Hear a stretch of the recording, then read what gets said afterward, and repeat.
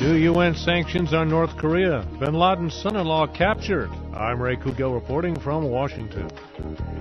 The UN Security Council unanimously approved new sanctions on North Korea in response to its latest nuclear test.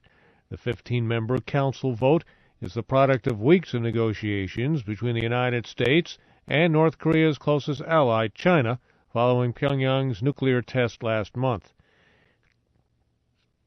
U.S. UN Ambassador Susan Rice says the resolution will raise the cost of North Korea's illicit nuclear program and limit its ability to finance and find materials and technology. Taken together, these sanctions will bite, and bite hard. They increase North Korea's isolation and raise the cost to North Korea's leaders of defying the international community. The new sanctions block any financial services or money transfers that could help Pyongyang's nuclear and missile programs, while tightening travel bans and adding new names to a blacklist of companies with links to North Korea's military. The approval of the new UN sanctions is being welcomed by the Obama administration's point man on North Korea, Glenn Davies.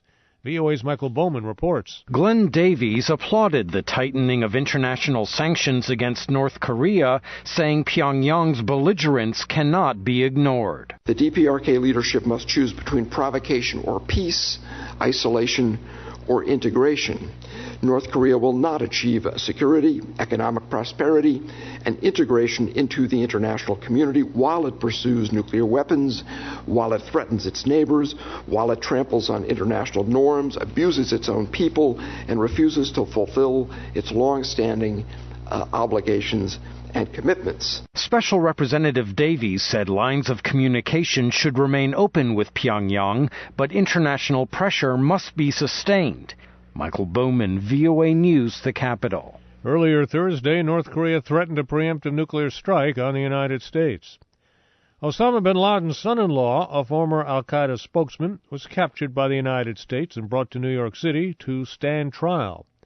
Justice Department officials say Suleiman Abu Ghaith will be arraigned today on charges of conspiracy to kill U.S. nationals. Republican Congressman Peter King of New York credited CIA and FBI agents with catching him recently in Jordan. A Turkish newspaper reported that Abu Ghaith was seized at a luxury hotel in the capital, Ankara. Sources said he was then deported to Jordan, where U.S. intelligence agents took him into custody. A Syrian opposition spokesman says that 21 UN peacekeepers being held by Syrian rebels will soon be freed. Hisham Marwa of the Western-backed Syrian National Coalition spoke in Istanbul amid mounting international pressure to free the peacekeepers. These people will be released soon because they are not involved in any military action on a military operation. The peacekeepers are part of a 1,000-plus force that patrols the zone between Israel and Syria in the Golan Heights. Kenya's election chief is rejecting an allegation that results from Monday's national vote are being tampered with.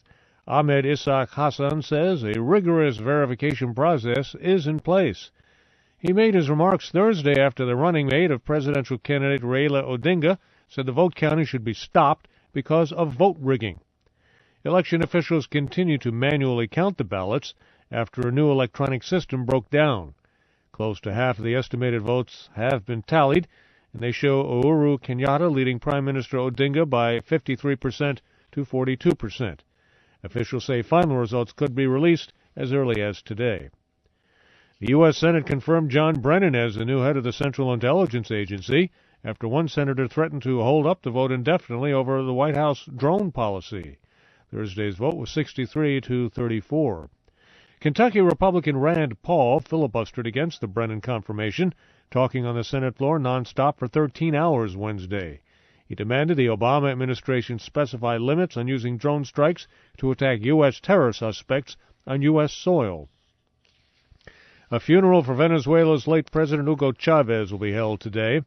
Venezuelans observed another day of mourning for Mr. Chavez, who died Tuesday after a battle with cancer. Mourners were lined up at a Caracas military academy, where Mr. Chavez's body is lying in state. I'm Ray Kugel, VOA News. More on our website at voanews.com.